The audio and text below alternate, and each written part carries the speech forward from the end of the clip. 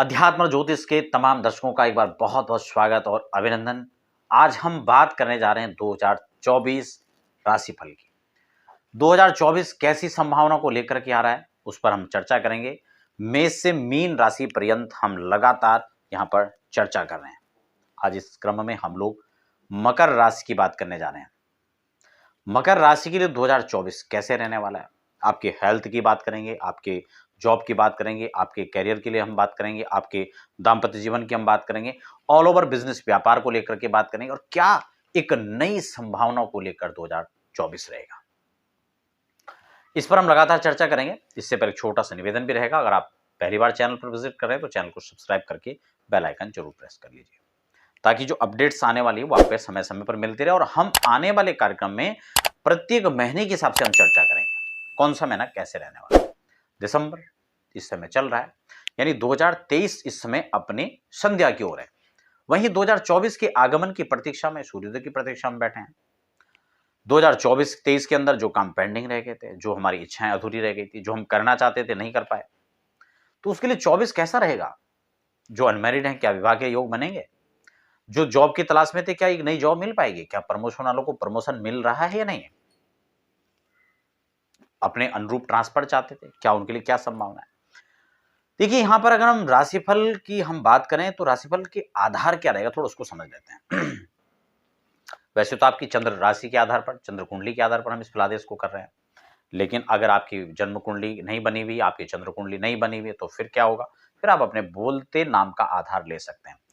अब जब हम राशिफल देख रहे होते हैं ना अपना, उस समय आपको अपनी जन्म कुंडली साथ में रखनी चाहिए, क्योंकि इस राशिफल का आधार ये रहेगा कि आपके जन्मांक के ग्रह कहां बैठे में उस पर भी डिपेंड करेगा। आपकी दशा क्या चल रही है, अंतरदशा कौन सी है, आपकी प्रत्यंतर कौन सी है, आपकी योगिनी कौन सी चल रही है, ये सब बातें भी इस पर निर्भर करती है। इसलिए साथ साथ इन सबको लेकर चले तभी बेस बनेगा, राइट। अब हम बात कर लेते हैं राशि की। राशि के स्वामी यानी आपके लग्न के स्वामी और राशि के स्वामी दोनों ही देव आपके दैत्य शनि हैं, और शनि की स्थिति कहां है, लग्न भाव के स्वामी होकर ये धन भाव पर बैठे हुए।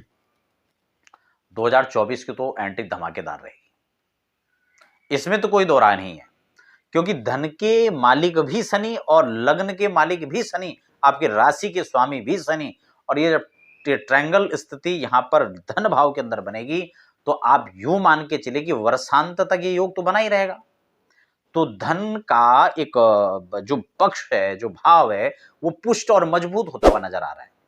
यानी फाइनेंस से जुड़ी हुई जो समस्याएं आपको फेस करनी पड़ रही थी, वो काफी हद तक इस बार आपको नहीं सामना उनका करना पड़ेगा। और आपकी आईएएस मंगल जो हैं उनकी प्लेसमेंट हालांकि समय समय पर चेंज होगी। जब हम प्रत्येक महीने की राशिफल की बात करेंगे तब उस पर हम सविस्तार चर्चा करेंगे। खैर, ये आपके धन भाव पर रहेंगे। एक चीज यहां पर थोड़ा सा है, क्योंकि 4th हाउस के अंदर देवगुरु बृहस्पति हैं, हालांकि मई में ट्रांजिट हो जाएंगे, आपके पंचम भाव पर ही इनकी स्थिति रहेगी, ये वृष राशि पर चले जाएंगे। लेकिन जब तक इनकी दृष्टि चतुर्थ भाव पर पड़ रही है ना, यानी आपके कुटुंब के घर परिवार के भाव पर पड़ रही है, तब तक थोड़ा सा माहौल जो है तनावग्रस्त हो सकता है। थोड़ा समस्याएं, झंझट, उलझने, पारिवारिक स्थितियां अप डाउन हो सकती हैं। हालांकि घबराने की कोई बात नहीं है। देवादिदेव महादेव की उपासना इसके लिए सर्वोत्तम और सर्वश्रेष्ठ उपाय हो सकता है। कुछ नहीं करना है, महीने महीने में, 2 महीने में जब भी समय मिलता है, एक अभिषेक भगवान शिव का आप करें और नियमित रूप से भगवान शिव को जल चढ़ाएं। घर के आसपास मंदिर नहीं है, कोई दिक्कत नहीं, घर में पारद या स्फटिक का शिवलिंग रखें और देवादिदेव महादेव को मनाएं। वैसे भी गृहस्थियों को ये पूजा तो करनी ही करनी चाहिए। इसलिए आपके लिए ये जो 2024 है ना, ये बहुत कुछ नया कर सकता है, बहुत कुछ आप नए करने की संभावनाओं को लेकर यहां पर आगे बढ़ सकते हैं। तो 2024 अच्छा रहेगा। इससे जो पारिवारिक समस्या है उससे भी आपको निजात मिलने का काम होगा। अब हम देवगुरु बृहस्पति को दे लेते हैं। ये क्योंकि बड़े ग्रह हैं, क्योंकि जब अदला बदली होंगे, ट्रांजिट करेंगे, लॉन्ग टाइम में करते हैं, तो इनका प्रभाव खासकर देखा जाएगा। अब देवगुरु क्योंकि मई में चले जाएंगे दूसरी राशि पर, तो अभी देवगुरु चतुर्थ भाव पर बैठे हैं और इनकी दृष्टि बिल्कुल सामने अपने दसम भाव पर है। दसम भाव आपका राजकीय भाव होता है, आपके कर्म का भाव होता है, आपके पिता का पक्ष होता है। ये यहां पर आपको बहुत अच्छे परिणाम देने वाले हैं। पिता के कारोबार से आप जुड़े हैं तो भी आपको अच्छा लाभ मिलेगा, और जुड़ना चाह रहे हैं या जुड़ेंगे तो भी अच्छा लाभ मिलेगा।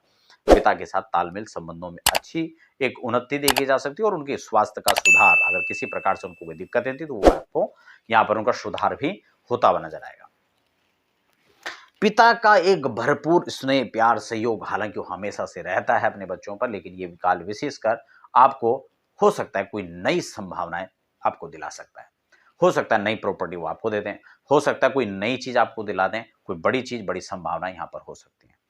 हो सकता है किसी प्रकार के आप झंझट मुकदमेबाजी से आप उसमें इन्वॉल्व थे, तो आपको यहाँ पर शत्रु पराजय का समय हो सकता है, आप वहां से निकल सकते हैं, इजीली आपको ये स्थितियां बाहर कर सकती हैं वहां से, ठीक है ना। ये अच्छा एक संयोग है, लेकिन 1 मई को ये आपका स्थानांतर करके और स्थान परिवर्तन करके आपके पंचम भाव पर आ जाएंगे। ऐसी स्थिति में क्या होगा, हो सकता है आपको बच्चों से कोई अच्छा लाभ मिल जाए, आपके बच्चों को नौकरी मिल जाए, आपके बच्चों को विदेश जाने की अच्छी एक संभावनाएं थी, लगातार प्रयास कर रहे थे लेकिन हो नहीं पा रहा था, तो इस काल के अंदर हो सकता है। इस कालखंड में देखा जाए तो भाग्य, एकादश और लग्न स्थान पर इनकी अमृतमयी दृष्टि पड़ेगी।